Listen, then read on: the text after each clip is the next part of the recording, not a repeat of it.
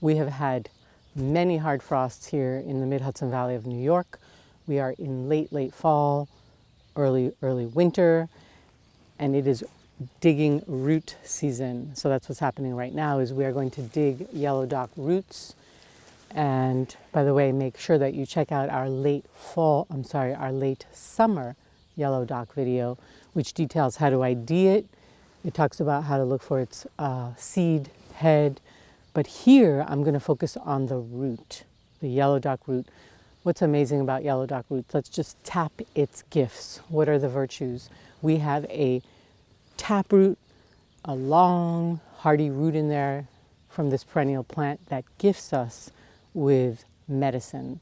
And its medicine is as a blood tonic, which has to do with building blood while also cleaning blood. So that means supporting lymphatic activity. It's also a liver supporter, so it helps us to produce bile and to release bile. So here we have what's called an alterative. This root helps our body alter itself into a healthier state in a gentle way. Still, you want to consider that yellow dock roots are also could be potentially cathartic, meaning bring on a strong bowel movement, and that can be contraindicated in some circumstances, but generally speaking, we have a very user-friendly root for most people. What else to say about it? It's also used to build blood for anemia, so we can use this in blood syrups and things like that. Yellow dock root is also high in oxalic acid, which means that it could be an issue for folks with kidney stones and mineral absorption issues. So again, this is for you always to check out if an herb is appropriate for you, learn more about it. But I want to inspire you to dig yellow dock roots and to harvest them. And then what else do we do with these roots? Let's just quickly check into those things. What do we do with the roots? We actually dry them and then turn them into infusions or decoctions, and then further turn them into syrups.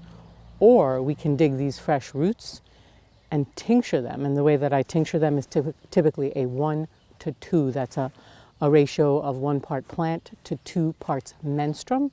And that menstruum is made of 75% alcohol and 25% water. So that's another way to prepare these fresh roots. Let's get to digging the roots, and we'll share a little bit more about it as we dig. So get a nice sturdy spade fork, and you want to rotate around the root in all directions. Pop down that fork and just gently loosen it. And since I've got this vertical wire thing here, it's a little tricky to get to the back, but go like that.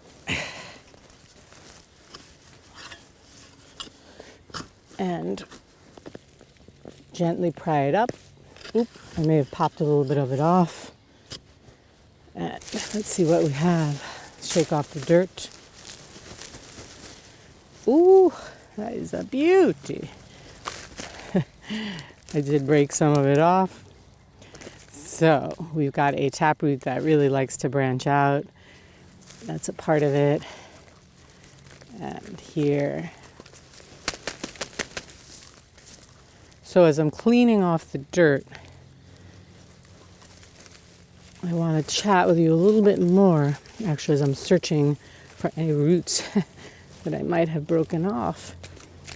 But I'm not finding them. Okay. So this is our harvest. Then we've got this beautiful big old taproot and this part that broke off. What we do here, let's get our clipper and we will cut off the upper part of the plant here at the crown.